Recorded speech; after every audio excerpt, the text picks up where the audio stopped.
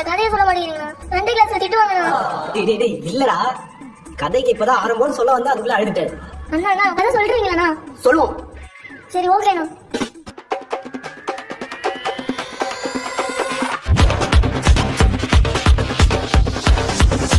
வாக்கு தத்துவம் என் மேல ஒரு நாளும் விழமாட்டேன் கீழே.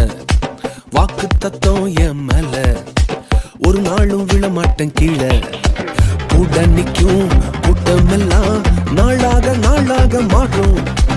அப்பா தந்த வாக்கு தத்துவம் நாளானாலும் கையில் சேரும்.